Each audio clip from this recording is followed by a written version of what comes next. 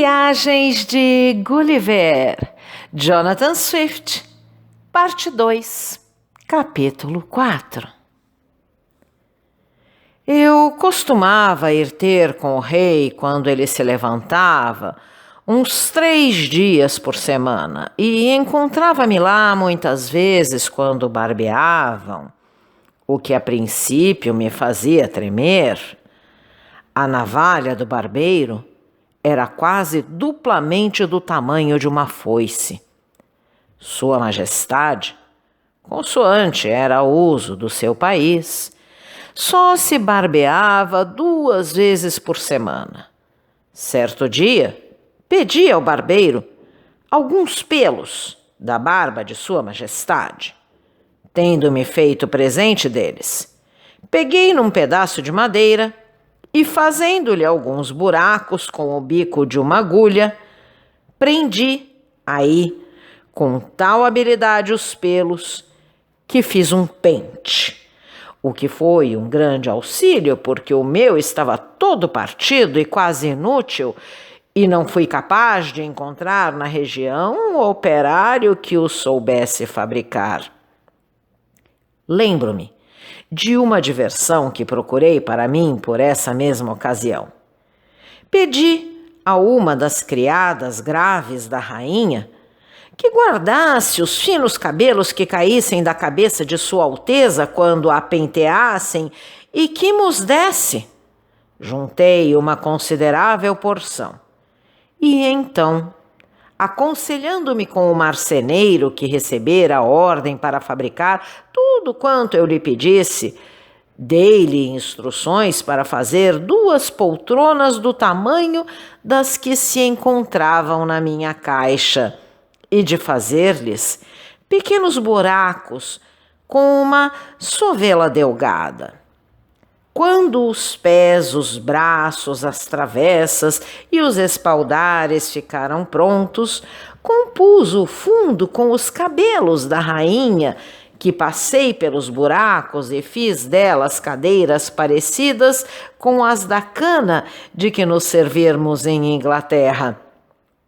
Tive a honra de presentear com elas a rainha, que as meteu num armário como uma curiosidade. Quis um dia que me sentasse numa dessas cadeiras, mas eu excusei-me, protestando que não era tão temerário nem tão insolente que aplicasse o assento sobre os respeitáveis cabelos que tinham, noutro tempo, ornado a cabeça de Sua Alteza. Como era dotado de jeito para a mecânica, fiz, em seguida, com esses cabelos, uma pequena bolsa bem talhada, com o comprimento aproximado de 2 varas, com o nome de Sua Alteza tecido em letras douradas, que dei a Glumdalclitch, com o consentimento da rainha. O rei, que deveras apreciava a música, dava muitas vezes concertos a que eu assistia metido na caixa. O ruído, porém, era tão grande que quase me era impossível distinguir os acordes. Tenho a certeza de que nem os tambores, nem as trombetas de um exército real, rufando e soando perto dos meus ouvidos ao mesmo tempo, poderiam igualar aquele ruído. Eu costumava colocar a caixa longe do sítio em que estavam os concertistas, de fechar as portas e as janelas e de correr os cortinados. Com essas precauções, não achava desagradável a música. Aprendi, na minha mocidade, a tocar cravo. Glumdalclitch possuía um no seu quarto, onde 2 vezes por semana ia um professor para ensinar. Deu-me um dia a fantasia para deliciar o rei e a rainha com uma área inglesa tocada neste instrumento. Isso, porém, pareceu-me extremamente difícil, porque o cravo Tinha quase 60 pés de comprimento e as teclas eram da largura aproximada de 1 pé, de maneira que, com os meus 2 braços estendidos, não podia atingir mais do que 5 teclas e, além disso, para tirar alguns sons, tinha que dar fortes punhadas. No entanto, tive segunda ideia. Arranjei 2 bastões quase com a grossura de uma agulha de meia vulgar e forrei as extremidades dos bastões com pele de rato para bater sobre as teclas e delas tirar alguns sons. Coloquei-me no banco fronteiro para onde subi e então desatei a correr com toda a presteza e agilidade possível sobre essa espécie de estrado, batendo aqui e ali sobre o teclado, servindo-me dos bastões com toda a força, de maneira que acabei por tocar uma giga inglesa com grande contentamento de suas majestades. Forçoso é, porém, confessar que nunca fiz exercício mais violento nem mais fatigante. O rei, como já disse, era um príncipe cheio de espírito e dava muitas vezes ordem para me trazerem na caixa e colocarem-me na secretária do seu escritório. Então, pedia-me para que tirasse uma das cadeiras para fora da caixa e me sentasse de modo que ficasse ao nível do seu rosto. Desta forma, frequentemente, com ele falei. Certo dia, tomei a liberdade de dizer a Sua Majestade que o desprezo que ele concebera pela Europa e pelo resto do mundo não estava em harmonia com as excelentes faculdades de espírito que o distinguiam, que a inteligência nada tinha com o tamanho do corpo, que, pelo contrário, havíamos observado no nosso país, que os indivíduos de elevada estatura não eram, em geral, os mais engenhosos, que entre os animais, as abelhas e as formigas gozavam da reputação de ter mais indústria, artifício e sagacidade. E, finalmente, que, embora ele pouca importância ligasse à minha figura, contudo, esperava poder prestar grandes serviços à Sua Majestade. O rei ouviu-me com grande atenção e principiou a olhar-me de outro modo e a não avaliar a minha inteligência pelo meu tamanho. Ordenou-me, então, que lhe fizesse uma exata relação do governo da Inglaterra, porque, ainda que os príncipes estejam ordinariamente prevenidos a favor das suas máximas e dos seus usos, ficaria bem satisfeito por saber se haveria alguma coisa no meu país que lhe fosse útil imitar. Imagine, o meu querido leitor, qual não seria o meu desejo em possuir o engenho e a língua de Demóstenes e de Cícero, para ser capaz de dignamente descrever a minha pátria, Inglaterra, e traçar dela uma ideia sublime. Principiei por dizer a Sua Majestade que os nossos estados eram constituídos por 2 ilhas que formavam 3 poderosos reinos governados por um único soberano, sem que figurassem em linha de conta as nossas colônias na América. Alarguei-me deveras sobre a fertilidade do nosso território e sobre a variedade do nosso clima. Em seguida, descrevi a constituição do parlamento inglês, composto em parte de uma corporação ilustre chamada Câmara dos Pares, personagens do sangue mais nobre, antigos proprietários e senhores das mais belas terras do país. Disse do extremo cuidado que havia na sua educação com relação às ciências e às armas para os tornar capazes de serem conselheiros natos do reino, de terem parte na administração do governo, de serem membros da mais elevada categoria da magistratura, de que não havia apelo e da sua pátria pelo seu valor, comportamento e fidelidade, que esses senhores eram o ordenamento e o esteio do reino, dignos sucessores dos seus antepassados, cujas honras haviam obtido como recompensa de uma virtude insigne e que nunca se vira a sua posteridade degenerar. Que a esses senhores estavam agregados santos homens, que tinham o seu lugar entre os bispos, cujo cargo particular era velar pela religião e por aqueles que a pregam ao povo, que se buscavam e se escolhiam no clero os mais santos e os mais sábios homens para serem investidos nessa eminente dignidade. Acrescentei que a outra parte do parlamento era uma assembleia respeitável denominada Câmara dos Comuns, composta de nobres, escolhidos livremente e até deputados pelo povo unicamente por causa das suas luzes, dos seus talentos e do seu amor pela pátria, a fim de representar o saber de toda a nação. Disse que esses dois corpos formavam a mais augusta Assembleia do Universo, que, de acordo com o príncipe, dispunha de tudo e regulava, de certo modo, o destino de todos os povos da Europa.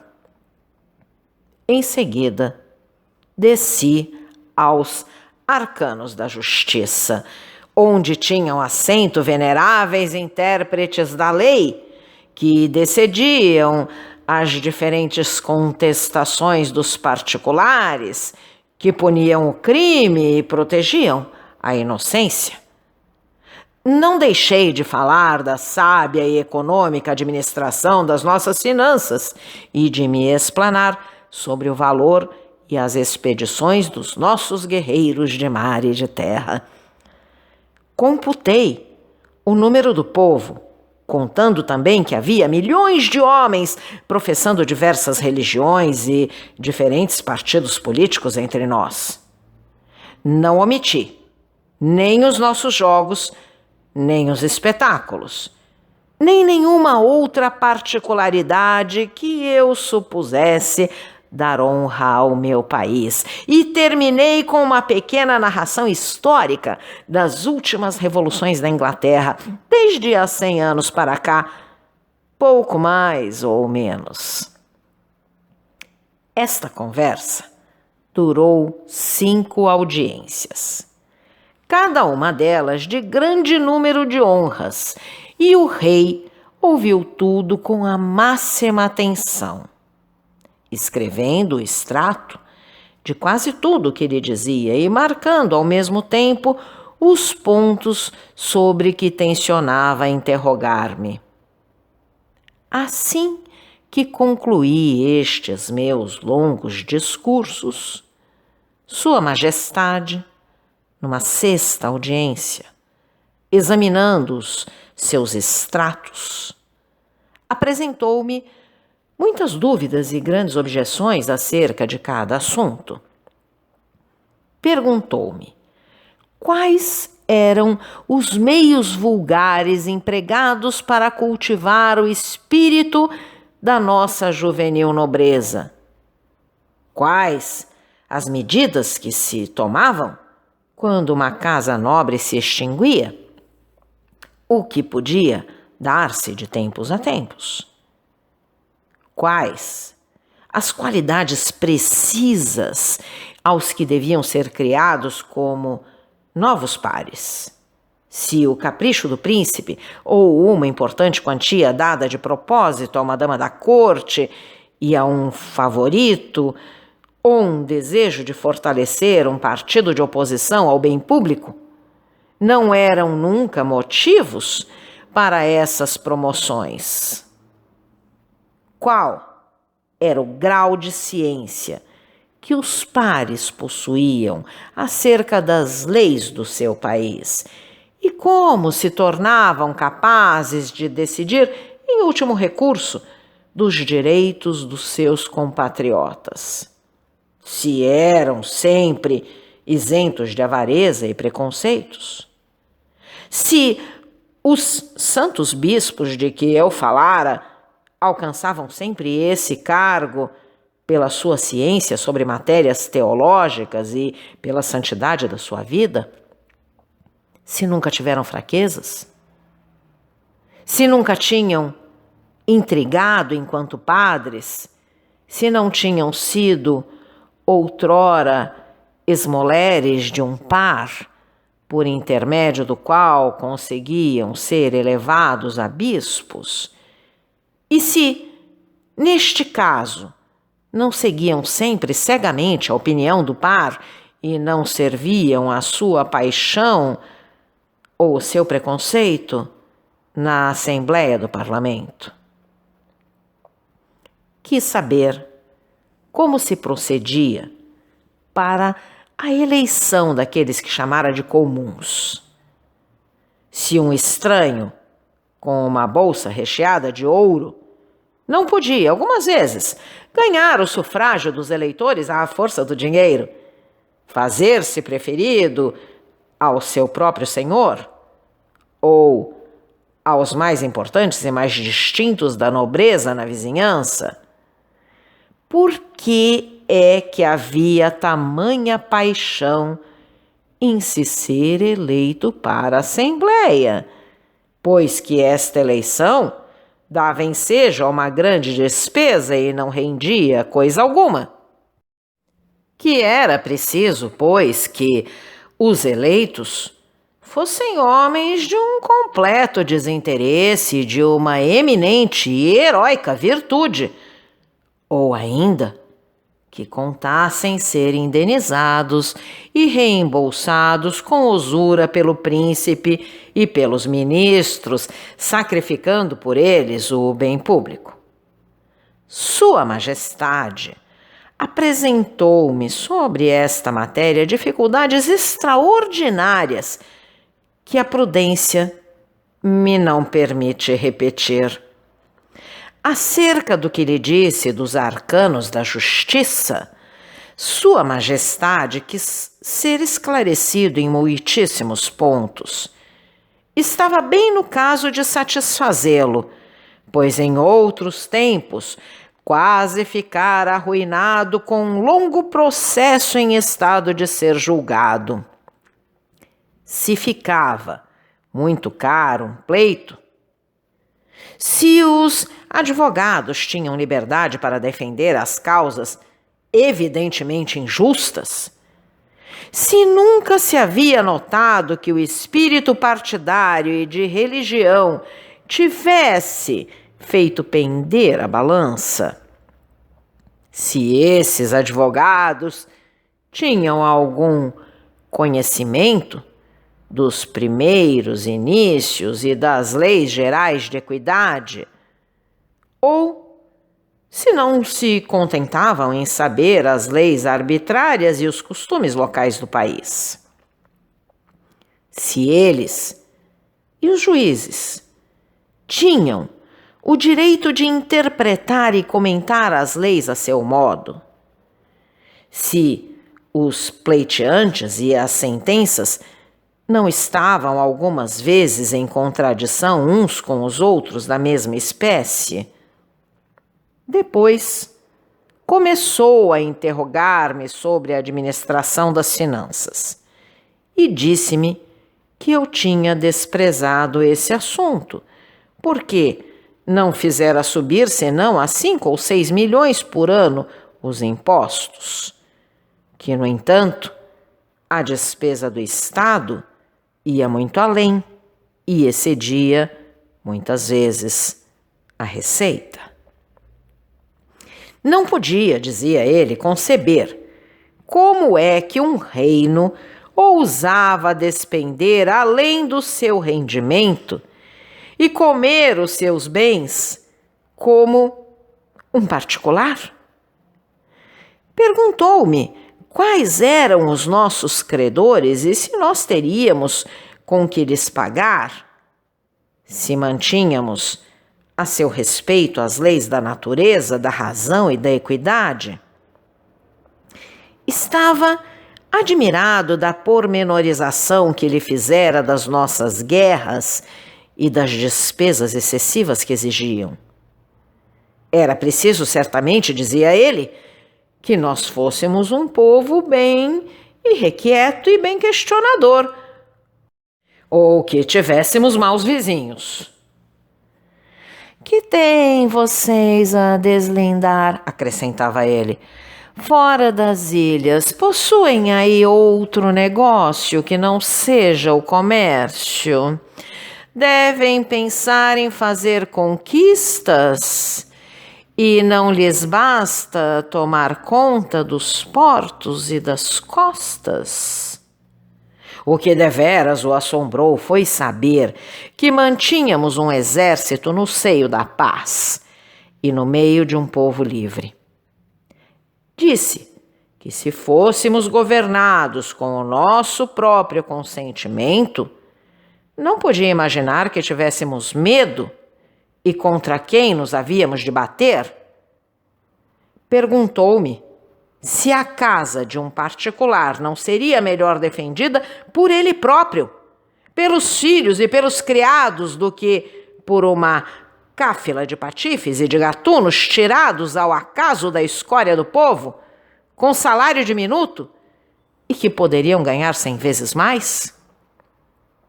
Riu muito da minha extravagante aritmética, como lhe aprouve chamar, quando computei o número dos nossos habitantes, calculando as diferentes seitas que vivem entre nós com relação à religião e à política. Notou que, entre as diversões da nobreza, eu mencionara o jogo.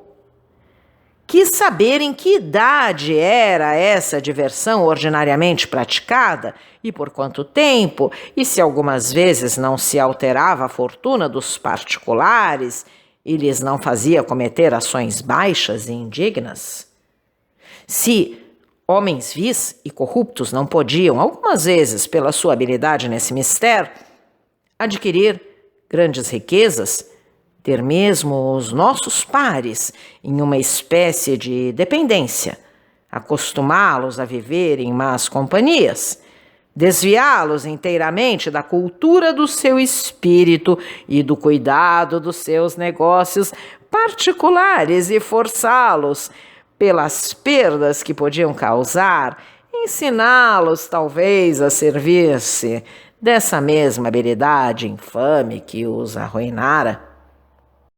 Ficara extremamente admirado com a narrativa que lhe fizera da nossa história do último século, que não passava, segundo ele, de um encadeamento horrível de conjurações, de rebeliões, de chacinas, de morticínios, revoluções, de exílios e dos mais horrendos defeitos que a avareza e o espírito de facção, a hipocrisia, a perfídia, a cruzada, a raiva, a loucura, o ódio, a inveja, a maldade e a ambição podiam engendrar?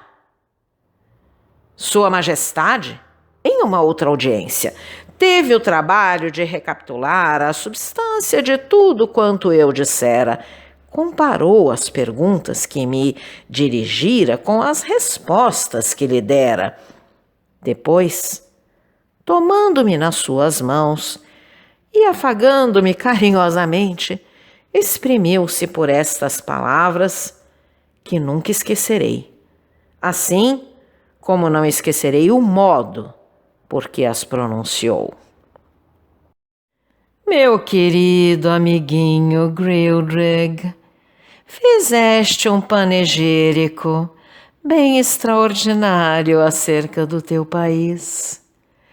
Provaste a evidência que a ignorância, a preguiça e o vício podem ser, às vezes, as únicas qualidades de um homem de Estado, que as leis são esclarecidas, interpretadas e aplicadas o melhor possível por indivíduos cujos interesses e rapacidade os levam a corrompê-las, a embrulhá-las e a iludi-las.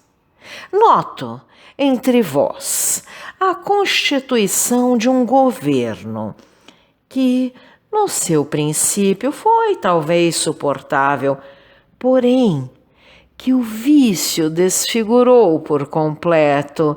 Não me parece até, por tudo quanto me disseste, que uma única virtude seja requerida para alcançar alguma função ou algum lugar eminente.